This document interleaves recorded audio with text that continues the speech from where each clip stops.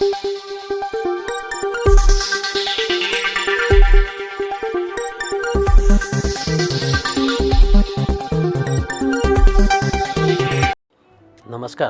S news चॅनलमध्ये आपले स्वागत आहे।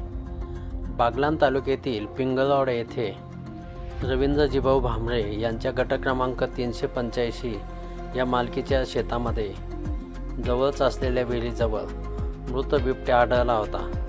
यामुळे संबंधित शेतकरी रवींद्र भांबरे यांनी ही बाब लक्षात येताच ताराबाद येथील वनपरिक्षेत्र कार्यालयामध्ये संपर्क साधून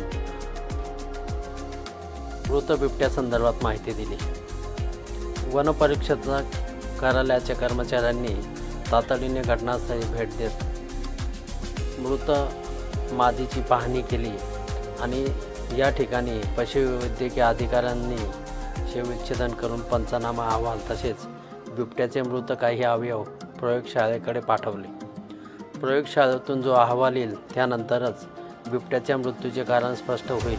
तोपर्यंत कोणत्याही अफवांवर नागरिकांनी विश्वास ठेवू नये असे आवाहन वनपरिक्षेत्र अधिकारी ज्ञानेश्वर शर्माळे यांनी नागरिकांना केले आहे। मालेगाव उपविभागीय वन अधिकारी शेखर तनपुरे यांच्या मार्गदर्शनाखाली वन कर्मचाऱ्यांनी मृत बिबट्यावर जाखोड येथील मध्यवर्ती रोपवाटिकेमध्ये अंत्यसंस्कार केले।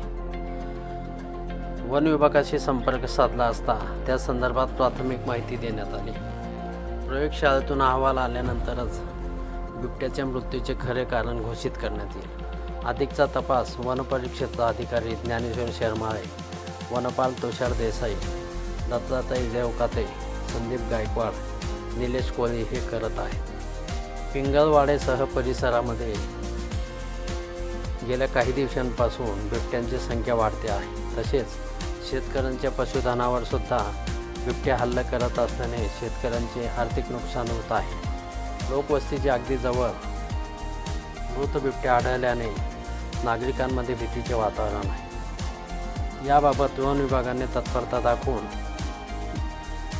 बिबट्या असलेल्या भागामध्ये तातडीने त्याची रवानगी वन विभागाने सुरक्षित स्थळी करावी अशी मागणी होत आहे।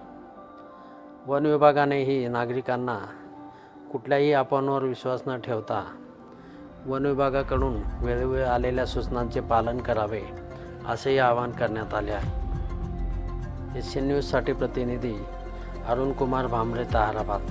धन्यवाद।